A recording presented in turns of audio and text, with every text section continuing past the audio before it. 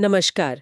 आज के इस विशेष विश्लेषण में आपका स्वागत है। नमस्कार। आज हम उस शख्सियत की बात कर रहे हैं जिन्हें पूरा भारत मिसाइल मैन और हाँ, जनता का राष्ट्रपति भी कहता है। Doctor APJ Abdul Kalam. हाँ, एक ऐसा नाम जो मतलब प्रेरणा का ही दूसरा नाम बन गया है हमारे पास। कुछ दस्तावेज है, शीर्षक है डॉक्टर कलाम, मिसाइल मैन से जनता के राष्ट्रपति तक। अच्छा। तो आज हम इन्हीं दस्तावेजों के जरिए उनकी यात्रा के जो अहम पड़ाव हैं और उनकी सोच उसे समझने की कोशिश करेंगे। हाँ। तो चलिए फिर रामेश्वरम की गलियों से शुरू हुई इस असाधारण कहानी के पन्ने पलटते हैं। पूरा नाम अवुल पकीर जैनुलाब्दीन अब्दुल कलाम, जन्म 15 अक्टूबर 1931, एक साधारण तमिल मुस्लिम परिवार में। पिता नाव चलाते थे। दस्तावेज बताते हैं कि शुरुआती जीवन वो आसान नहीं था। बिल्कुल बिल्कुल आर्थिक तंगी थी और कहते हैं कि उन्हें अपनी पढ़ाई का खर्च निकालने के लिए अखबार तक बेचने पड़े। हाँ, ये बात उनके शुरुआती संघर्ष और वो जो दृढ़ता होती है उसे दिखाती है। सही बात है। फिर सेंट जोसेफ कॉलेज से बीएससी किया और उसके बाद मद्रास इंस्टीट्यूट ऑफ टेक्नोलॉजी से एरोनॉटिकल इंजीनियरिंग।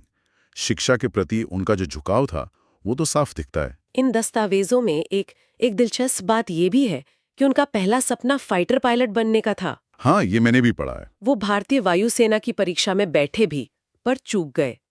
ये जानना बड़ा रोचक है कि उस निराशा ने उनके रास्ते को कैसे मोड़ा होगा। देखिए, ये उनके जीवन का एक बहुत अहम मोड़ था। दस्तावेज इशारा करते हैं कि शायद इस असफलता ने उन्हें और ज्यादा, आप कह सकते हैं, मजबूत बनाया। उन्होंने अपना रास्ता बदला और वैज्ञानिक बनकर देश की सेवा करने का संकल्प लिया। शायद यही वो एक तरह का लचीलापन और देशभक्ति थी जिसने उन्हें आगे बढ़ाया। और यहीं से उनकी मिसाइल मैन बनने की यात्रा शुरू होती है ना? डीआरडीओ और इसरो में उनका योगदान बहुत बड़ा रहा। बहुत बड़ा। उनके वैज्ञानिक कामों की बात करें तो SLV-3 का जिक्र सबसे पहले आता है। हाँ, SLV-3 मतलब सैटेलाइट लॉन्च व्हीकल 3। 1980 में रोहिणी उपग्रह का सफल प्रक्षेपण वो इसी रॉकेट से हुआ था। अच्छा। और ये सिर्फ एक रॉकेट नहीं था, ये भारत के लिए अंतरिक्ष में आत्मनिर्भरता की तरफ एक बहुत बड़ा कदम था। पहली बार हुआ कि भारत ने अपना उपग्रह अपनी ही रॉकेट से छोड़ा। हाँ, मतलब दूसरे देशों पर निर्भरता कम हुई। बिल्कुल, आत्मनिर्भरता, ये बहुत महत्वपूर्ण बात है। और फिर आया IGM-DP, integrated guided missile development programme. Agni, Prithvi, इन मिसाइलों के नाम तो हम सबने सुने। हाँ, ये कार्यक्रम तो भारत की रक्षा रणनीति के लिए एक मील का पत्थर था। मकसद था कि अलग अलग जरूरतों के लिए स्वदेशी मिसाइलें तैयार हो, जिससे देश की सुरक्षा और वो जो निवारक क्षमता होती है, डिटेरेंस कैपेबिलिटी, वो मजबूत हो। डॉक्टर कलाम ने इस बहुत जटिल कार्यक्रम का नेतृत्व किया। और फिर 1998 के पोखरण-2 परमाणु परीक्षण। दस्तावेज तो यही कहते हैं कि इसमें उनकी भूमिका केंद्रीय थी। निश्चित रूप से केंद्रीय भूमिका थी। उन परीक्षणों ने भारत को खुले तौर पर एक परमाणु शक्ति संपन्न राष्ट्र घोषित कर दिया। हाँ। और इसका असर न सिर्फ इस क्षेत्र में बल्कि वैश्विक राजनीति पर भी बहुत गहरा पड़ा। डॉक्टर कलाम का जो तकनीकी और संगठनात्मक नेतृत्व था, उसके बिना यह शायद संभव नहीं होता। और इन्हीं सब उपलब्धियों ने उन्हें मिसाइल मैन का खिताब दिलाया। बिल्कुल। विज्ञान के शिखर से देश के सर्वोच्च पद तक का सफर भी कम दिलचस्प नहीं। 2002 में वे भारत के 11वें राष्ट्रपति बने और खास बात ये थी कि उन्हें लगभग सभी दलों का समर्थन मिला था। हाँ, और उन्हें जनता का राष्ट्रपति कहा गया। ये सिर्फ एक उपाधि नहीं थी मेरे ख्याल से। सही बात है। दस्तावेज बताते हैं कि वो सचमुच आम लोगों से, खासकर युवाओं और छात्रों से जुड़ना चाहते थे और जुड़े भी। उन्होंने राष्ट्रपति भवन के दरवाजे आम लोगों के लिए खोले।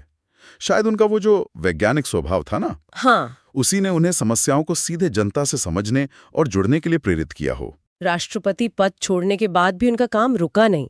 उन्होंने अपना जीवन शिक्षा और लेखन को समर्पित कर दिया। Wings of fire, ignited minds, India 2020, ये किताबें तो आज भी लाखों लोगों को प्रेरित करती हैं। हाँ, बिल्कुल। और खासकर इंडिया 2020, उसमें उन्होंने भारत को एक ज्ञान आधारित समाज बनाने और 2020 तक एक विकसित राष्ट्र बनाने का सपना देखा था।